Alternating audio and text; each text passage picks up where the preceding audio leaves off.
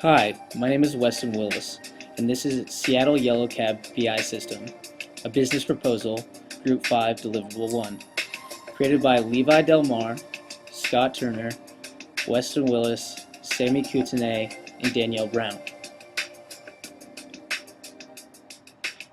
Seattle Yellow Cab is a Seattle-based cab company that services the 206, 425, and 253 area codes. We chose this company because we thought they could use highly accurate information to track their cab drivers, customers, location pickups, and other information that could help them be more efficient.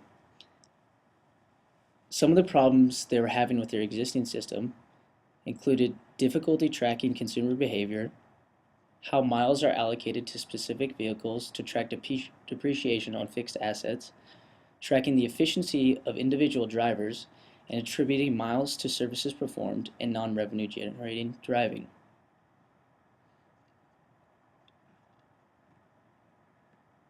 Our objective is to develop a business intelligence OLAP system. What does this mean for you as managers? Well, through creating this system, we're hoping to achieve several things. We want to track the efficiency of assets and employees. This could potentially help management and decision makers to reduce costs, increase the overall efficiency of the business. We also hope to increase the understanding of how various operations affect the bottom line. Again, this could improve cost efficiency of the business and the overall working of the company. The business process for this BI system. As with many cab companies, drivers respond to customer calls from around the city. This includes the 425, 253, and 206 area codes like we've previously mentioned. Drivers record pickup location and apply the rate that will be used during the services, a predetermined rate used by several companies. They initiate a tracking of mile and the fee counter. Upon picking up the customer, this means that the driver will input the location, start tracking to begin the entire cab service. Once customers are dropped off, they input the location, miles driven, and total fee for the service. This information will be used later in computing several important statistics involving where people are dropped off, picked up, and the duration. Customers are divided into cash and credit. This means that customers that use credit cards have their information stored along with their receipt from the transaction, allowing us to create several files for customers later on to be reviewed. Making information available to decision makers. Through this entire system, our main goal has been to provide context to the information that will be tracked in order to empower decision makers to act in the best interests of the business. This means through the creation of the system, we want to empower decision makers to make the right calls that lead to efficient business and lower costs. Making information available to decision makers. When creating this system, it is important to understand who will have access to the analytical capabilities of this system. We have decided the company's internal employees that are responsible for the decision making of the company should have access to this system. Specifically, accounting, management, human resources, and fraud prevention.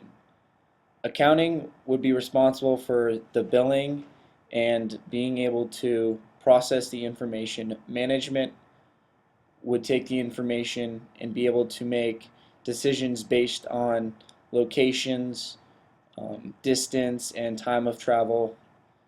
Fraud prevention would be used to make sure that drivers are acting responsibly and providing the highest level of service to customers. How can this system be implemented to track processes essential to increasing efficiency? This system can be used to implement and track processes essential to increasing efficiency through the use of appropriate measurement event. This would be specifically a bill for a cab service performed, which would include everything from the distance traveled, the time, and the cost of the trip. Which data will be analyzed? Data will be categorized into sets of measures that have been established as essential to monitoring performance. These measures would be and include dollar amount, miles driven, time length of trip. All of these measures will be recorded on the bill, which will be stored inside our system for further use in the analytical part of business for management. So with measures, we are determining what values are the most intrinsic part of evaluating the efficiency and operation of a business. Dimensions cut apart that data into useful segments.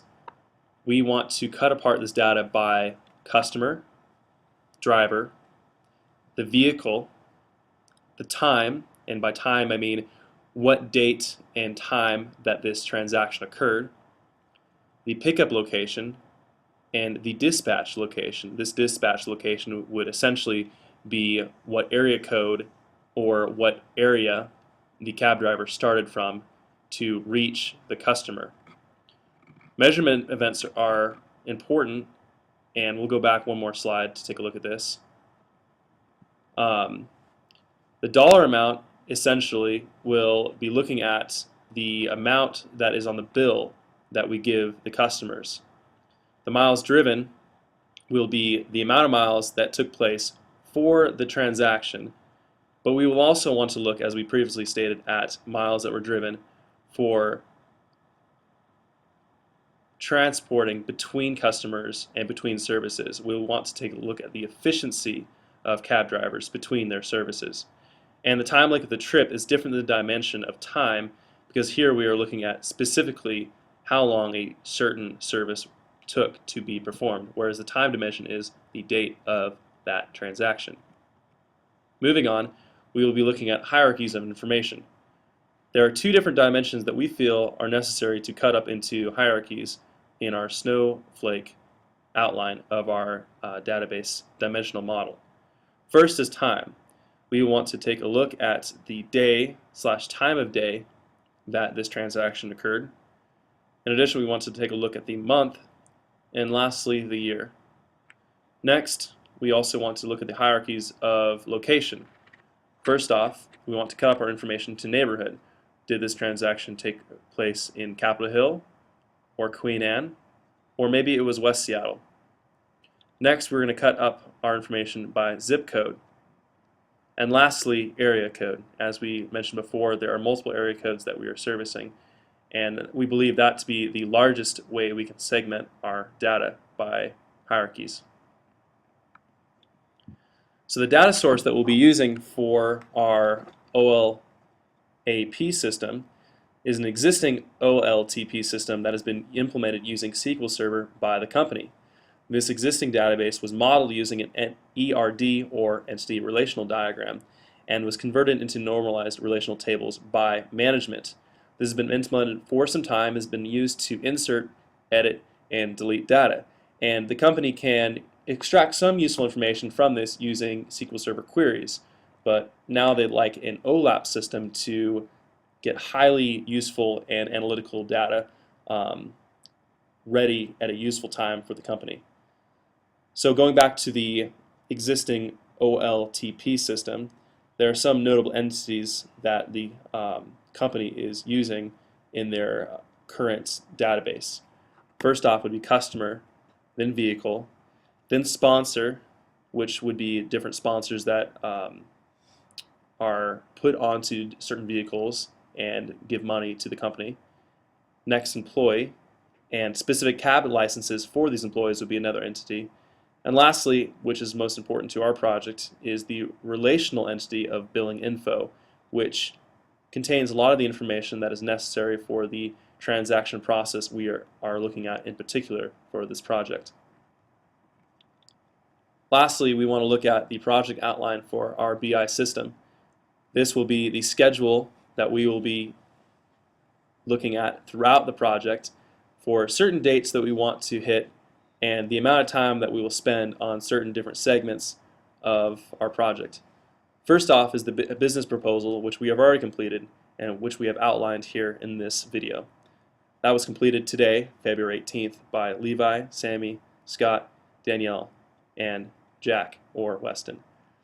Here we created a proposal for the entire system to be reviewed by management.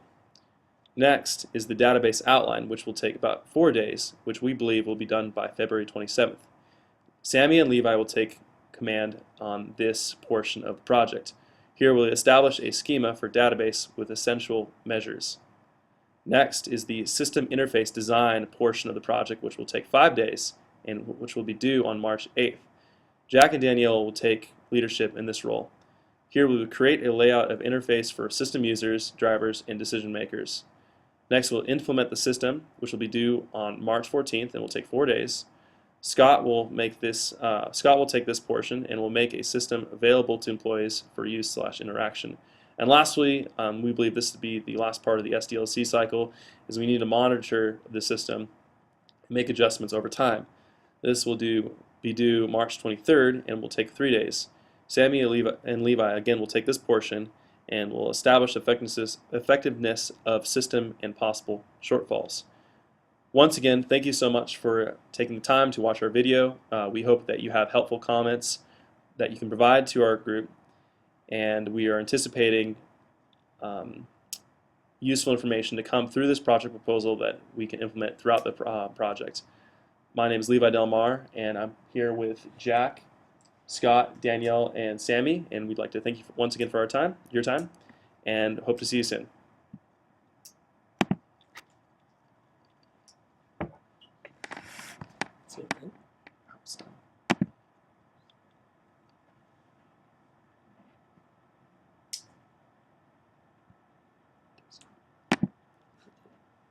You clicked this last time, right? I don't know. This is awkward. I'm not talking. That's why I just don't know.